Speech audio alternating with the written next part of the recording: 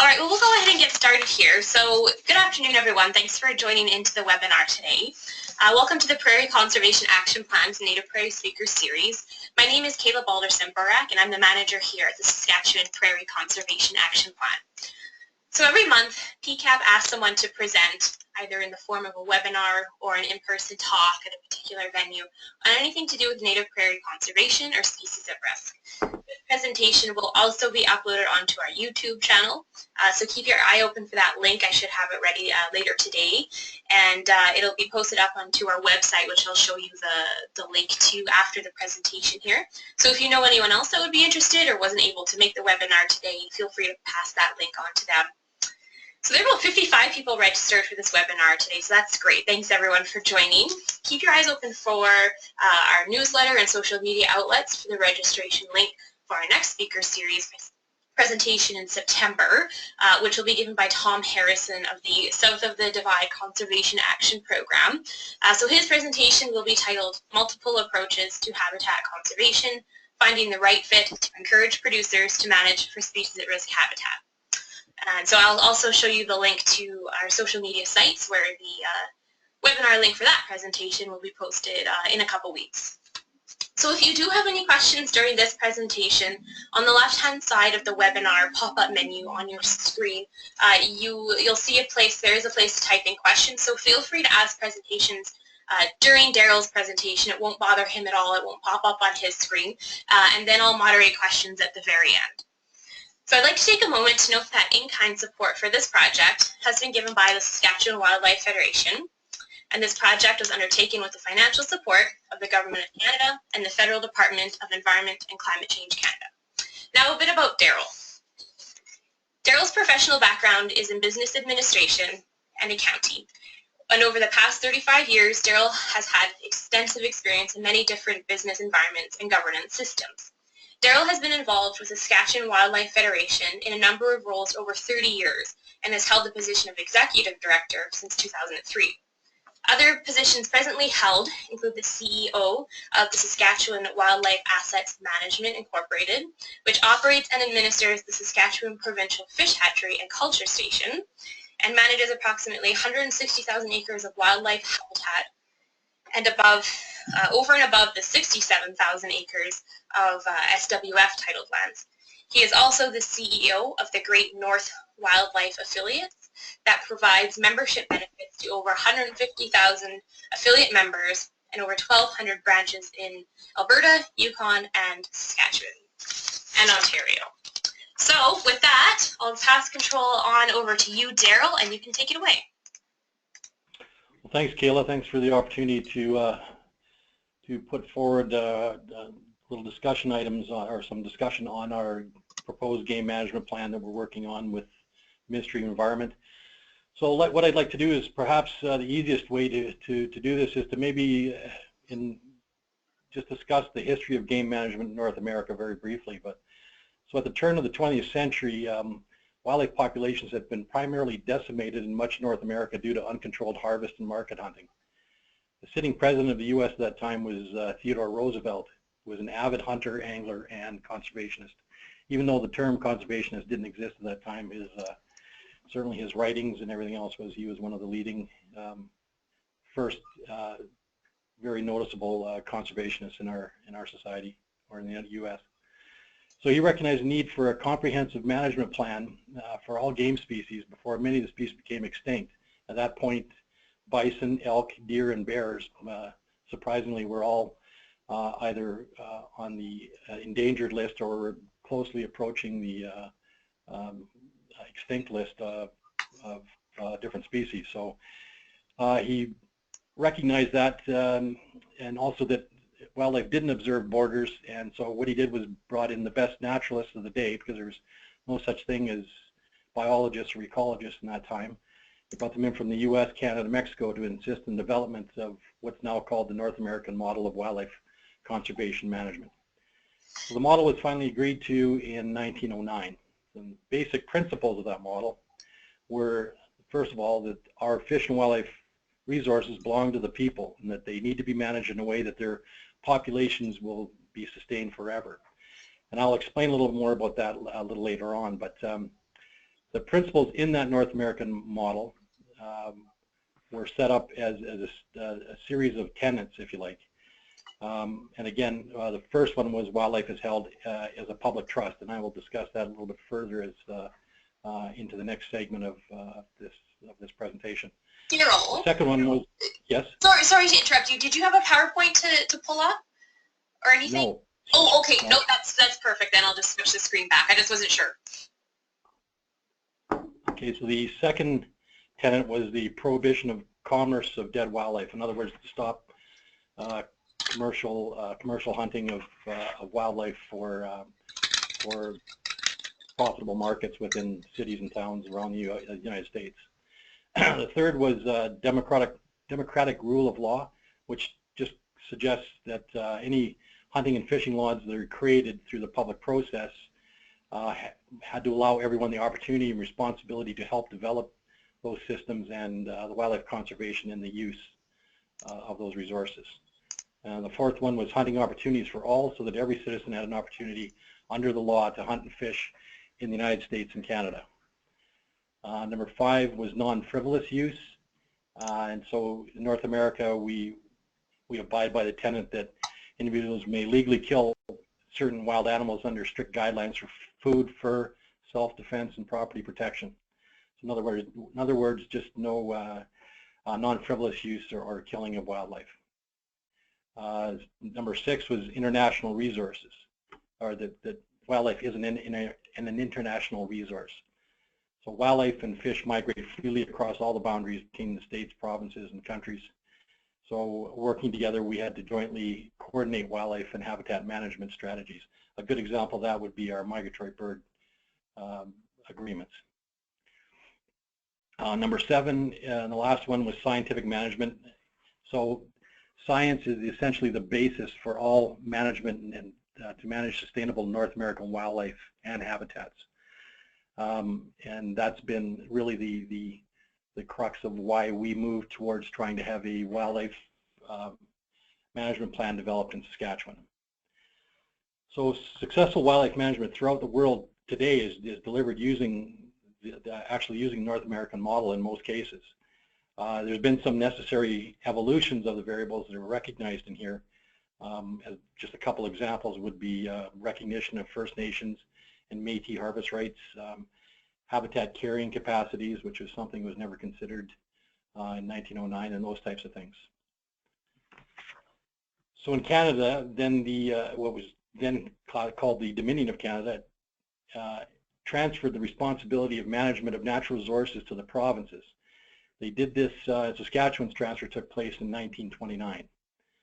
In Saskatchewan, this included all wildlife and fisheries with the exception of migratory birds and fisheries habitat, which is something we share with Alberta because we were the only 2 provinces that didn't have, that weren't bordered by an ocean. So we were able to be provided the management of our fisheries stocks, but fisheries habitat still remained under the jurisdiction of today's Department of Fisheries and Oceans. So the SWF was incorporated that same year in 1929 and to advocate on behalf of concerned hunters and anglers because of the fears about how our wildlife resources were being managed, or maybe a better phrasing would be mismanaged. So the cornerstone of the inherent responsibility government has to manage these resources comes from the public trust doctrine I mentioned before. So if I could just read part of the preface in our white paper, penned by our past president, David Pizderek. Public trust doctrine provides that public trust lands, waters, and living resources are held by government in trust for all people, and establishes the right of the public to fully enjoy public trust lands, waters, and living resources for a wide variety of recognized public uses. So that is the basis that we use, that the white paper was developed on that initial concept for all of the various components within it. So over the past 88 years, the SWF has voiced numerous concerns about how certain management decisions have been developed and implemented. And going back to the first conventions we ever had, the floor was pretty much preoccupied. At that time, it was kind of interesting that that it was about some of the declining migratory bird populations, which were crashing around all over North America. So it's very interesting to go back and have a look. But there was always concerns about wildlife habitat and the way that they were being managed. So most of the concerns through these resolutions process have helped develop our Saskatchewan Wildlife Federation conservation policies, which cover everything from waterfowl to waste management. After 88 years, you accumulate a lot of positions that have been developed, and it's a pretty comprehensive document we have that guides us in all of our discussions and considerations about different processes. So, viewing all of this, many of you remember the severe winter we faced ago. I believe it was in 2010.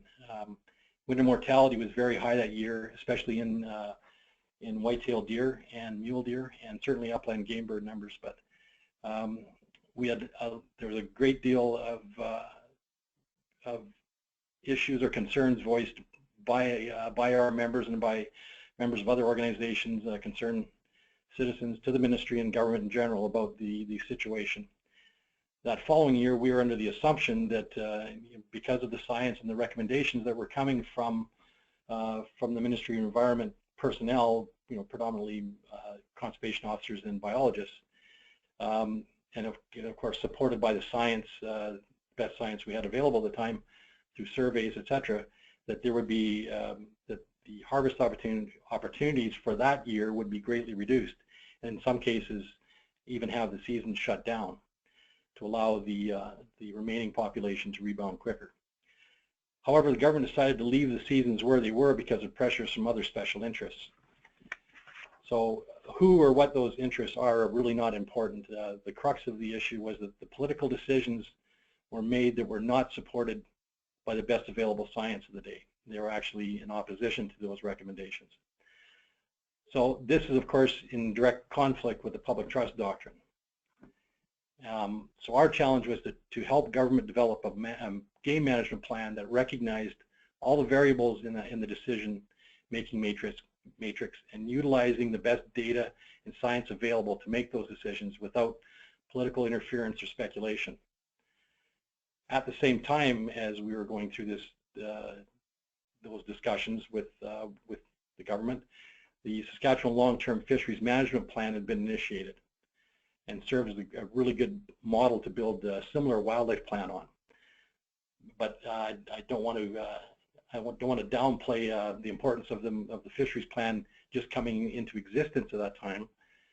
But the fisheries model really is much more basic. It was developed for the fisheries resource as a whole, whereas the wildlife model has significantly more variables that have to be considered and must be done on a species-by-species basis.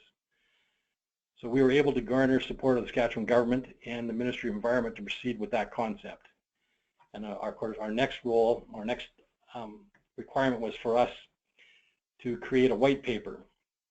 So the Saskatchewan Wildlife Federation engaged Dr. Paul James to help us through that process to create a white paper to present to government on the development of a long-term game management plan.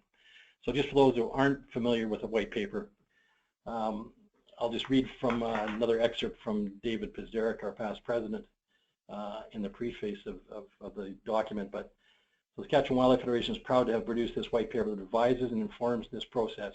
A white paper is an authoritative report or guide issued either by a government or an organization, informing in a concise manner about a complex issue and presenting the issue's body philosophy on that matter. It's meant to help readers understand the issue, solve a problem, or make a decision. The intent of the white paper is to do just that with respect to the new game management plan currently under development by the Ministry of Environment. Okay, so when we go through the white paper, it's broken into various sections, obviously. So it describes the following, and I'll go in chronological order, or as it appears in the document.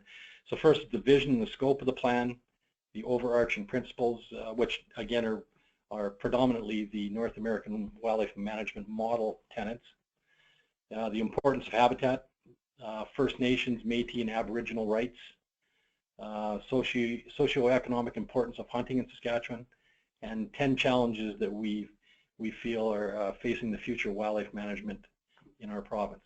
And those 10 are loss of natural habitat, habitat changes and environmental conditions, allocation of resources and managing harvest, wildlife diseases, invasive non-native species, pesticides, conflict between humans and wildlife, public participation and perception, privatization and commercialization of wildlife, and the cumulative impact on habitat and wildlife. So in summary, here are the issues with this white paper. What we've done is we've said, okay, here are the issues we see as crucial to be considered, and here are the principles we feel should guide those plan developments. So MOE has taken our white paper as a starting point for the development of the 7 big game animals and upland game bird plans. Our assumption and hope is that once that's completed, a similar exercise of consultation and engagement with stakeholders will occur with an eventual adoption of the 10-year plan by Cabinet to follow. So we'd also anticipate a periodic comprehensive reviews of the plan during the first 10-year cycle, and we're actually recommending probably a full review of the whole plan at year 5 and certainly at year 10, but then a review of each of the individual species plans on a rotational basis every 3 years. So I hope that, that's a lot to chew, a lot to throw out there at folks, but and I hope I've described it fairly coherently, but I'm left-handed in French, so it could have come across wrong. So open any questions that might be out there.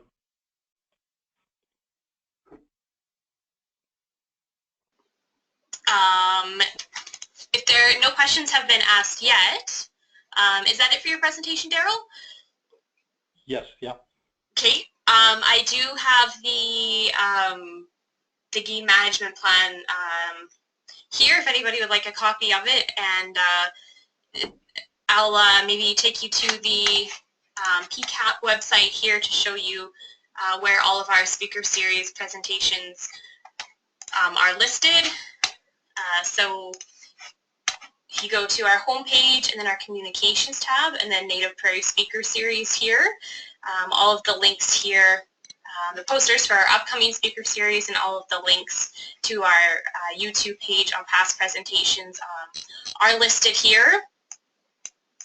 And then on the bottom of our page we have all of our social media links here, so you can follow us on YouTube, Twitter, and Facebook. And if anybody has any questions about the plan here, we can type them in here and we can ask away. Okay, so I have one question in here. I'm just wondering about the rumors about archery and mule deer. Well, the rumors about archery and mule deer, well, I would have to assume that they're talking about the over-the-counter opportunities that people who use archery get, and the game management plan is about developing a system to ensure we have healthy wildlife populations. It has nothing to do with how those opportunities are delegated. So really the game management plan is strictly about trying to ensure future viable populations of wildlife, not about how those allocations are separated. Okay, perfect. If there's any other questions out there, feel free to type them in right now, and you will be getting a follow-up email with a survey, and Darrell's email will be in that follow-up email, so if you do have any further follow-up questions for him, please feel free to email him. Got another question here. Are you planning on working closely with landowners? Yes, yeah, one of the major components of it is certainly access is probably is recognized throughout North America as one of the #1 reasons why people decide to either not take up hunting as an activity, or why they decide to quit hunting, is just a lack of access to wildlife.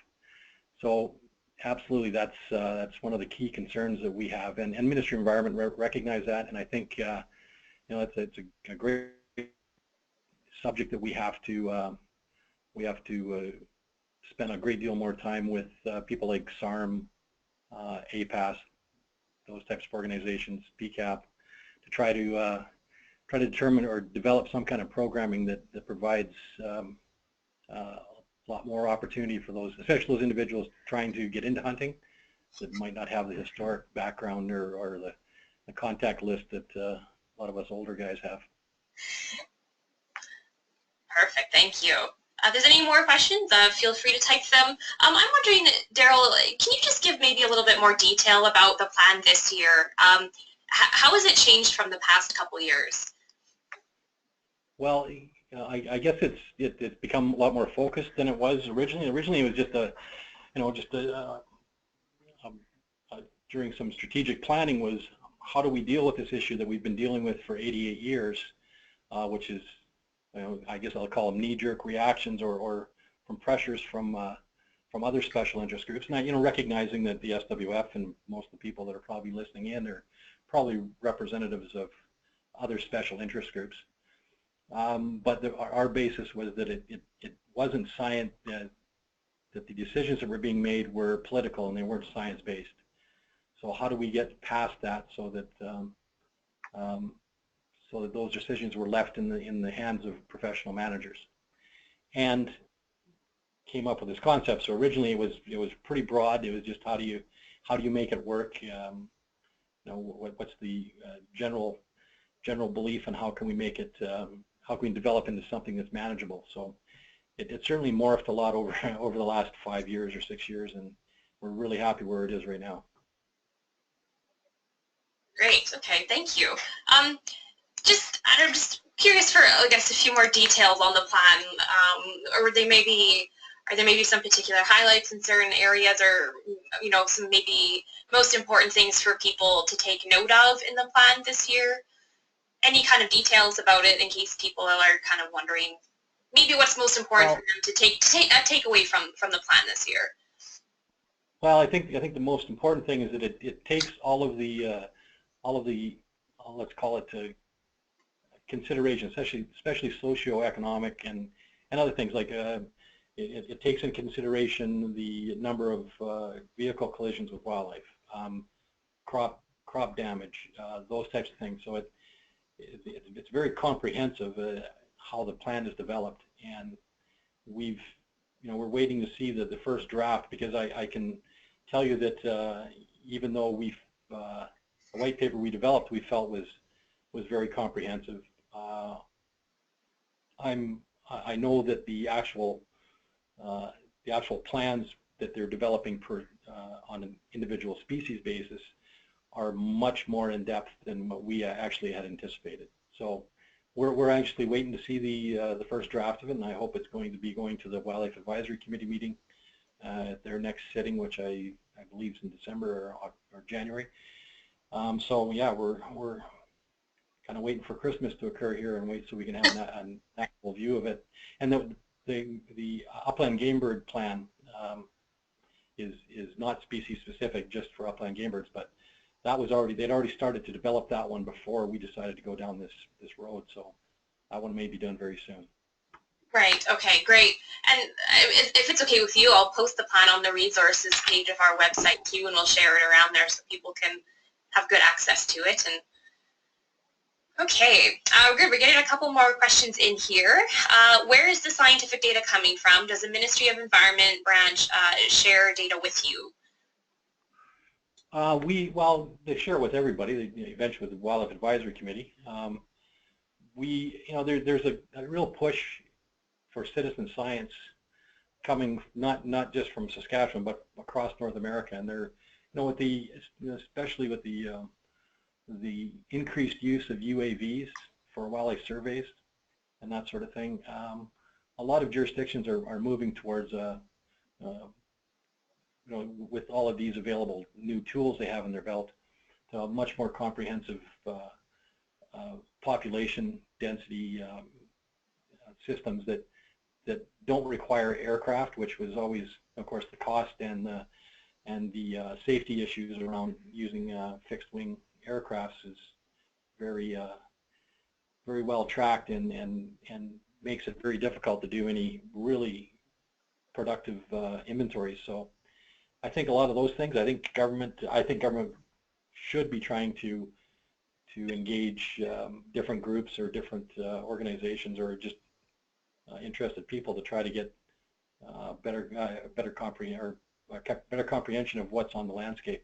I can tell you another one program that we've been looking at just recently was just to as a study is trying to identify a number of bus routes that have kids on it, because the same kids ride the bus pretty much every day in the same area. So if we were to utilize their their boredom, if you like, to be able to do wildlife surveys for us on those specific paths for to say 2 or 3 months a year, what value would those be? Certainly there'd be an educational value, but what value would those be to Ministry of Environment? Those are just some of the things we're looking at coming down the road, and certainly the use of UAVs I think is going to revolutionize our ability to inventory various species. Great. Okay. That's a big help. Next question: does the plan take into account hunting allocations and season dates? No. Well, that would be, I'm assuming our white paper didn't go down that path. We felt government are responsible for allocating hunting opportunities. So we would think that would be a separate component within the game management plan, but but certainly directly linked. So I think if there's hunters on the line right now, people that put in for the draw, we have to recognize our draw system has tripled and quadrupled in the number of applications and applicants over the last 10 years. So allocations is going to be increasingly a difficult lawn to mow here as we go along. So I think it has its own set of issues that certainly are starting to show themselves on the horizon. Perfect, thank you. Next question. Banff National Park is looking at reintroducing bison into the park, and there have been concerns by hunters about the impacts to other wildlife such as elk. Are there any similar situations here in Saskatchewan? That was about introducing bison? Right, yeah. Yes. I assume that's the PA National Park they're talking about, or Banff. Or is that, pardon me? Banff. Oh, in Banff. Okay. Well, I think there's. I'm not going to. I don't want to talk for the folks in the national parks, but I know there was the bison herd in PA National Park was getting quite large there and causing a lot of issues with local farmers and ranchers. But I don't know if they're a native species to begin with and have are no longer there. I like the Grasslands National Park. I understand that their bison are back in there again. So I would assume that if they were a native species at one time, there's good strong science to suggest they should do just fine, and shouldn't have an impact on the other species within there. I think we have to keep in mind too, like a lot of folks, like white-tailed deer as an example, they've only been around in Saskatchewan for 100 years. They moved in here with the agricultural process, so a lot of people might consider them to be a new species on the horizon or on our landscape. So same with pheasants, gray partridge, etc. Right. Yeah, good point. All right, well, if there's any other questions, feel free to type them in right now. Otherwise, we will get that plan posted up on the resources page of our website, which is pcap-sk.org. And look for Darrell's email in the follow-up email that you will be getting tomorrow in a follow-up email. And feel free to follow up with any questions about the plan with Darrell. And doesn't look like there's any more questions. So thank you very much, Darrell, for doing that presentation for us. And I hope there's some good follow-up with you about the plan. Sure. Our board would be more than happy to, if any groups would like to have a presentation made directly to them, we would be happy to accommodate that any way we could. Definitely. Good point. All right. Well, thank you very much. Oh, whoa, we got one more question here. Snuck it in. Our zone has great pressure being closer to larger centers. Will there be a draw for whitetail? You know what? Again, I don't know. I know there's you know, the urban big game populations. You know, we don't have to reinvent the wheel. There's a lot of other jurisdictions that are dealing with that issue. A lot of them I know, have special archery opportunities within the close confines around large urban centers or in parks and that sort of thing, and seemingly are able to help control some of those populations, because they obviously they do very well in those settings because there's no predators, there's no, there's good food, good water, and no predators. So that's a really great question. I know around Saskatoon and Regina, it's those corridors that a great deal of the collisions we have with vehicles are in those areas that won't allow hunting in there because their acreages and whatever else, and there's the safety concerns. But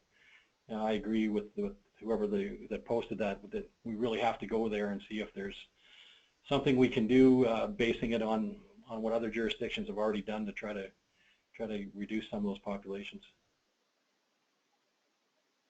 Great. I think that helps a lot with that question. All right, well, now it looks like questions are done. So unless there's going to be one snuck in last minute there, but otherwise feel free to, again, email Darrell and follow up with any more kind of details about the plan with him. And thank you again very much, Darrell. We really appreciate it, and I hope this generates some good discussion between groups and maybe some good follow-up with you about more about the plan. Great. Thank you, Kayla. Yeah.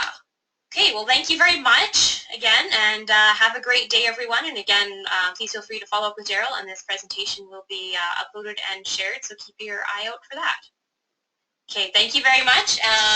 Just one last point. There will be a survey when you either close this webinar or in the follow-up email. You'll get a link to a survey. Please fill out that quick survey. It'll help us with our funding for this project. And I'd just like to take another moment again to note that in-kind support for this project has been given by the Saskatchewan Wildlife Federation. This project was undertaken with the financial support of the Government of Canada and the Federal Department of the Environment and Climate Change Canada. So thank you again for attending the webinar, and keep your eyes open for our next presentation in September by SODCAP. So take care, everyone, and have a good rest of your day. And thanks again, Darrell. Okay, bye-bye.